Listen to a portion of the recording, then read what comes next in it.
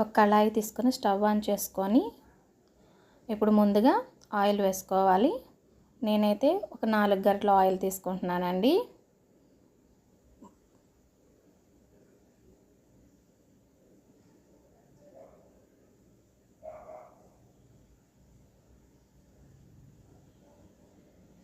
తీసుకున్నాక oil heat అయ్యిందో లేదో చూసుకొని హీట్ అయ్యాక ఉల్లిపాయ పచ్చిమిరపకాయ ముక్కల్ని వేసుకుందాము.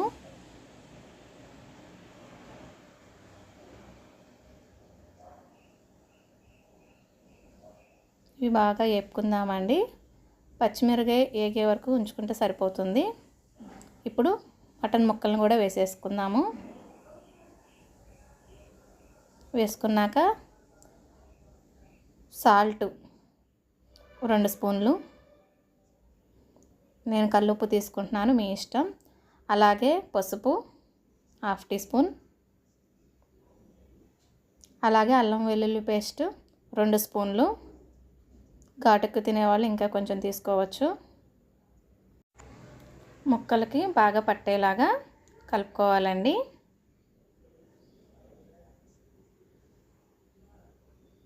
బాగా కలిసిపోవాలి.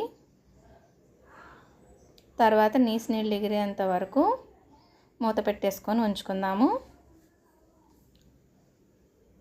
ఈలోపు నీళ్ళు ఎగిరేలోపు దోసకాయ చెక్కు తీసుకొని ఉంచుకుందామండి. ఎందుకంటే మనం వండేది దోసకాయ మటన్ కూర కదా, అందుకని చెక్కు తీసుకొని చిన్న ముక్కలుగా కట్ చేసుకొని పెట్టుకోవాలి.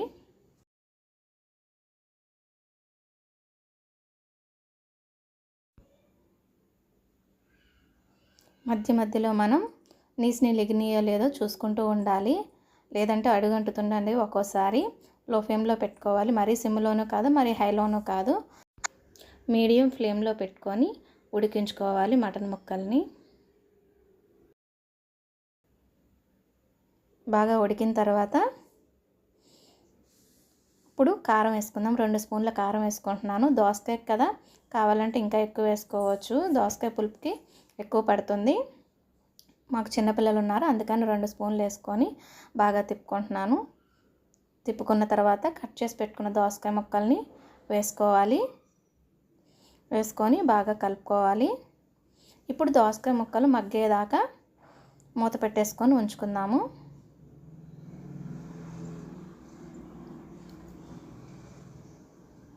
మధ్య మధ్యలో తిప్పుకుంటూ చూసుకోవాలండి, లేదంటే అడుగంటుతుంది. దోసకాయ ముక్కలు మగ్గేదాకా కొంచెం చూసుకుంటూ ఉండాలి. ఇప్పుడు దోసకాయ ముక్కలు మగ్గిపోయాయండి. చూసుకొని మనం కావలసినన్ని వాటర్ పోసుకోవాలి.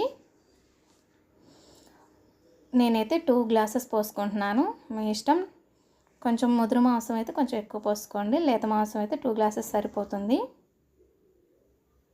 ఆ తర్వాత బాగా కలుపుకొని మూత పెట్టేసుకోవాలి. ఆ తర్వాత మూత తీసుకొని మరుగుతున్నప్పుడు 5 మినిట్స్ తర్వాత కొత్తిమీర జల్లుకోవాలి, ఎందుకంటే ఆ ఫ్లేవర్ అనేది ముక్కకు బాగా పడుతుంది. ఆ తర్వాత మళ్ళీ 5 మినిట్స్కి మళ్ళీ ఒకసారి తిప్పుకోవాలండి, ఎందుకంటే దోసకాయ ముక్కలు వేసాం కదా, అడుగంటకుండా ఉండటానికి. ఇలా తిప్పుకున్నాక కొంచెం ధనియాల పొడి వేసుకుందాము. 1/2 టీ స్పూన్ దాకా తీసుకున్నాను నేను. తర్వాత బాగా కలుపుకొని మూత పెట్టేసుకోవాలండి. వాటర్ పోసిన 20 మినిట్స్ తర్వాత ఓపెన్ చేసి చూస్తే బాగా దగ్గర పడిపోయి ఉంటుందండి. ఇప్పుడు గరం మసాలా పొడి అలాగే కొత్తిమీర జల్లుకొని మూత పెట్టేసుకుందామండి. ఇప్పుడు మనకి మటన్ దోసకాయ రెడీ అయిపోయినట్టండి. ఇప్పుడు మనం సర్వ్ చేసేసుకుందాం. ఒకసారి తిప్పేసుకొని ఒక సర్వింగ్ బౌల్లోకి తీసేసుకొని తినేసేద్దాం. ఎందుకు ఇంకా ఒక పట్టు పట్టేద్దాం. ఈ వీడియో కనుక మీకు నచ్చినట్టయితే లైక్ చేయండి, షేర్ చేయండి, మర్చిపోకుండా సబ్స్క్రైబ్ మటుకి చేయండి.